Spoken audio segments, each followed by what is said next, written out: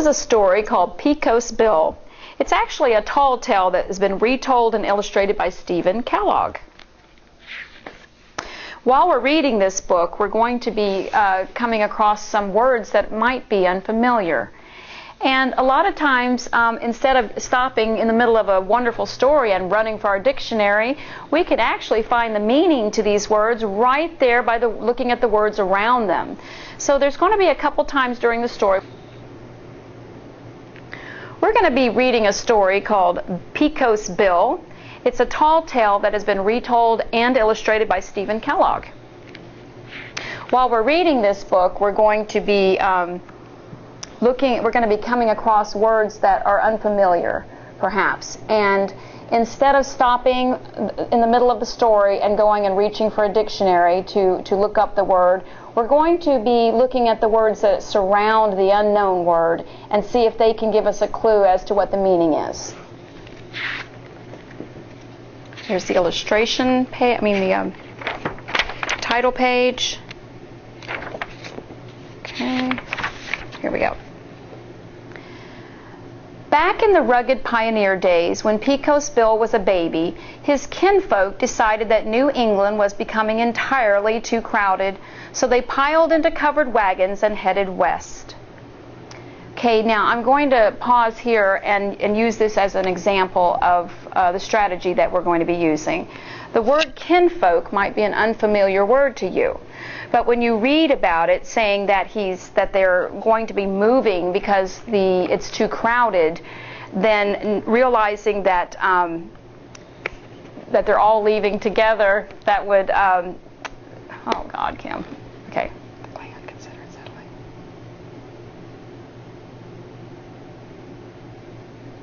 I'm wondering if I should go with what word, the Klan, instead.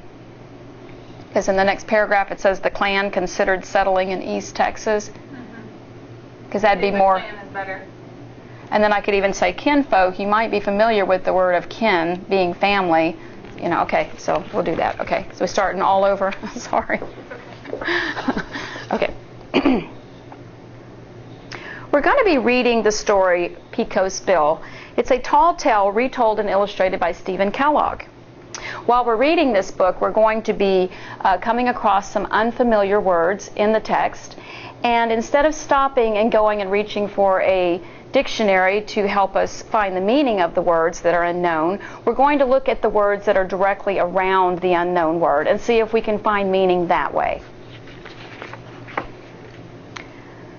Back in the rugged pioneer days, when Pecos Bill was a baby, his kinfolk decided that New England was becoming entirely too crowded, so they piled into covered wagons and headed west. The Klan considered settling in East Texas until Bill's ma noticed a homesteader putting up a shack about 50 miles away. Now, I'm going to pause here for just a moment, and I'm going to look at the word Klan. The word Klan might be unfamiliar to you. And so after everything else that I've read so far, it leads me to believe that it is his kin, and we have been talking about kinfolk. So kinfolk is another word for family, and I'm believing that because his mother's talking, that the Klan must be another word for the family. So let me insert the word family where Klan is and see if that makes sense. The family considered settling in East Texas. That sounds good. Until Bill's ma noticed a homesteader putting up a shack about 50 miles away.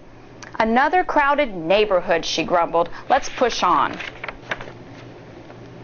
As they crossed the Pecos River, Bill threw out a fishing line. But when a Texas trout nibbled, Bill was yanked overboard. He was towed far downstream, and he would have drowned for sure if an old coyote hadn't grabbed him. Her family adopted Bill and taught him the ways of wild creatures.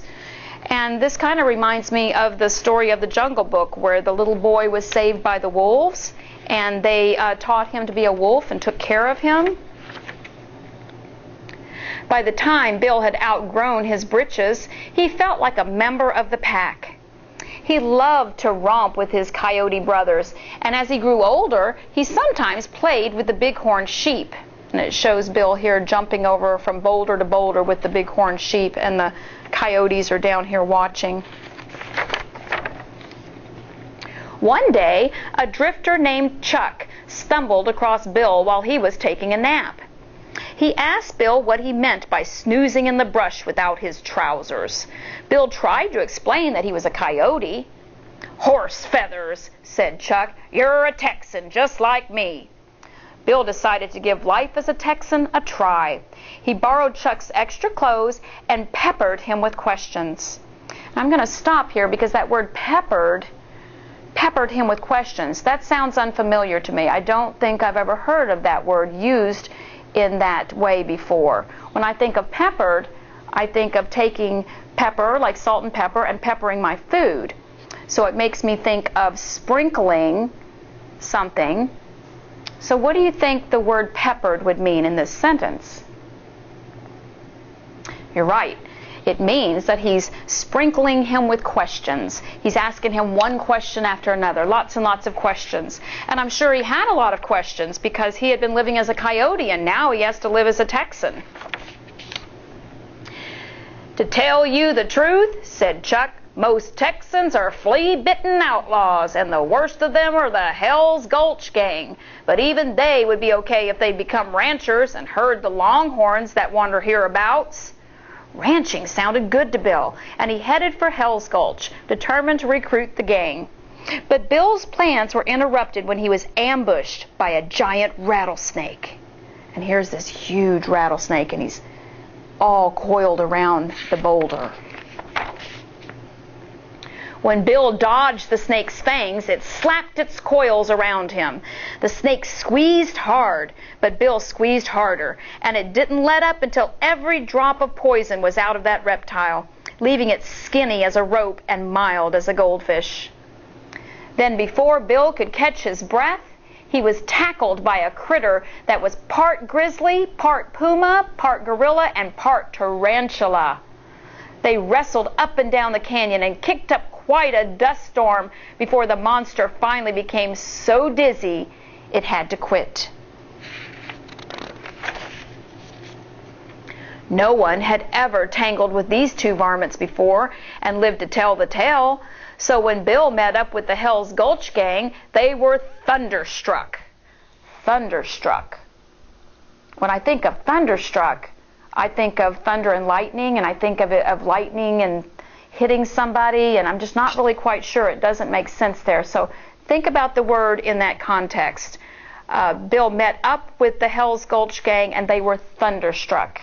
What do you think thunderstruck means? You're right. They were quite surprised. "Who's the boss of this outfit?" Bill asked. "I was," mumbled Gunsmith, "but now you is." Bill told the gang that he was going to turn every last one of them into respectable ranch hands, but the men claimed that Texas cattle were much too ornery to ever put up with ranching. Bill had a sudden inspiration, and he approached a longhorn that was sulking nearby. Just as the bull whirled around to trample him, Bill snagged him with the rattlesnake and yanked with all his might. "Cattle roping has just been invented." So funny, he's taken this boa constrictor that he had squeezed all the poison out of, and he's using him as a rope. Bill scared that bull out of its skin with a blood-curdling coyote howl.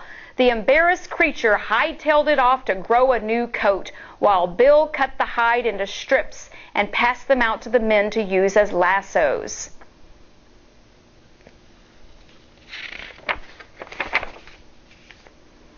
Then cowboys and cattle tangled in a rough and tumble hullabaloo that is remembered to this day as the first Western rodeo. When it ended, the gang declared they would be cowboys forever, and they promised to help Bill round up every steer in Texas. The word steer, you might not have heard that word before. What do you think steer means? From everything I've read around here, it would lead me to believe it's a cow.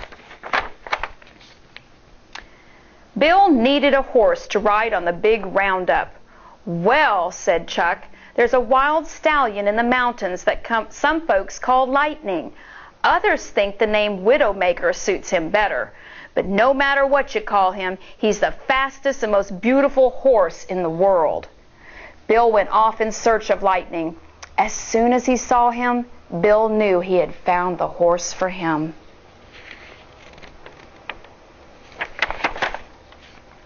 Bill chased Lightning north to the Arctic Circle and south to the bottom of the Grand Canyon. Finally, he cornered the stallion and jumped onto his back. Lightning exploded from the canyon, leaping and bucking across 3 states.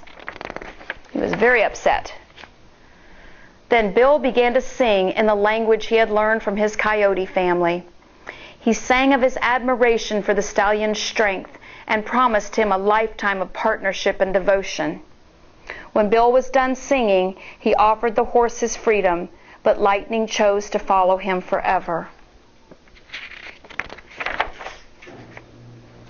With Pecos Bill and Lightning leading them, the cowboys whooped across the state of Texas, rounding up every last steer. But their high spirits collapsed when they were faced with the job of driving that enormous herd back and forth between the summer and winter ranges. Ranges. Summer and winter ranges. I'm not sure if I have enough information there. Let's see. They had to drive them back and forth between summer and winter. Probably ranges would mean where they would graze, where they would eat their food. If it was too cold, the grass wouldn't grow. So I would imagine ranges would be the grass the place where the cattle would eat their food. Let's see if that makes sense.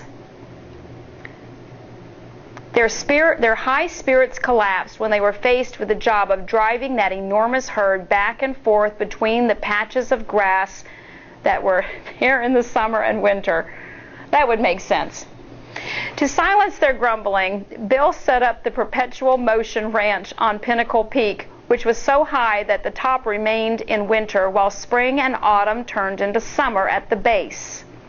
So instead of having to take the cows back and forth from one range to another, they were looking at this peak, this very high mountain, and it said it was so high up in the air that at the top it was like winter, but in the spring and autumn it turned into summer at the base. So it would be like winter, and then as it got down further to the ground, to the base of the mountain, it turned into summer. Let's see how that works out. A team of prairie dogs helped Bill to fence off the mountain so that the cattle could wander through the seasons unattended. Bill's plan worked fine, except that Pinnacle Peak was so steep the steers fell right off whenever there was a breeze. The men had to work harder than ever carrying the cattle back up the hill. The word steep is unfamiliar. What do you think the word steep means when it says that Pinnacle Peak was so steep? Well, the clues around it say that it was so steep that they would fall off. So you can see them falling, and you can see that the mountain is straight up. So steep, I would imagine, if they kept falling off of it, would mean that it was going slanted, like really, really high at a. Boy, that's a hard one to. Maybe I should back up on that one. He can edit that part, right? Yeah. Okay. Okay, John, I'm going to start back here where it says a team of prairie dogs, if that helps you. Okay. A team of prairie dogs helped Bill to fence off the mountain so that the cattle could wander through the seasons unattended. Bill's plan worked fine, except that Pinnacle Peak was so steep the steers fell right off whenever there was a breeze. The men had to work harder than ever carrying the cattle back up the hill. So the word steep jumps out at me and makes me wonder, what does the word steep mean? And what do they mean by that? What do you think they mean by the word steep?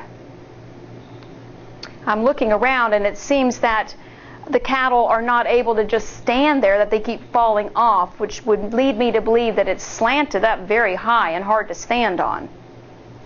Bill solved that problem by inventing steers with very short legs on one side of their bodies. Even in a windstorm, these cattle could stand securely on the slope as long as they kept their short leg sides uphill. Now, the men at Perpetual Motion Ranch had all kinds of free time, and Bill became known as the world's greatest cowboy. So now the cowboys aren't having to do much work. They're not having to take the cattle from one range to another. The cattle just kind of walk around all the time, so the cowboys don't have a lot to do. But the high point of Bill's life came when Slewfoot Sue passed by on the back of a catfish. Bill was instantly in love, and he hollered a proposal of marriage. Sue agreed on 2 conditions. First, Bill had to buy her a wedding dress with a bustle, and second, he had to let her ride Lightning to the ceremony. The first request was easy. Bill galloped to Dallas and brought back the fanciest bustled dress in the city. And in this book, there's a lot of details that you get from the pictures as well as the words. When I think about a bustle, on this page when they were talking about a dress with a bustle, I know that we don't wear bustles on our dresses today, and so if I didn't know what a bustle was, I might have to go and look it up in the dictionary. But instead, I turned the page and I found that the pictures actually gave me a clue to what this word means. It shows Sue looking behind her, and you can see on the picture the back of the dress kind of comes way out like a big bump there. And it used to be the way that they wore their dresses. Sue's second request was not so simple. Now, the second request was that she wanted to ride Lightning to the ceremony when they got married. Although Slewfoot Sue was a first-rate rider, the moment her bustle touched the saddle, she was blasted skyward. Uh-oh, he must not have liked the way the bustle felt. Sue soared around the moon and began the long descent to Earth. She landed squarely on her bustle, but quick as Bill was, he couldn't get to her before she bounced back into outer space. Time and time again, Sue hit the ground and rocketed back toward the stars.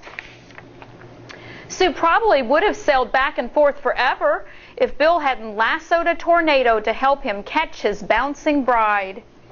The pair of them clung to the careening storm until it blew itself out over California. To Bill's amazement, he and Sue landed on top of his Ma and Pa's wagon. Bill couldn't believe his kinfolk were still searching for a home site. He told them they could spend the rest of their days roaming, but they'd never find a place equal to Texas. Everyone returned to Bill's ranch for a wing-ding of a family reunion, and today their descendants are still there, happily herding cattle. The end.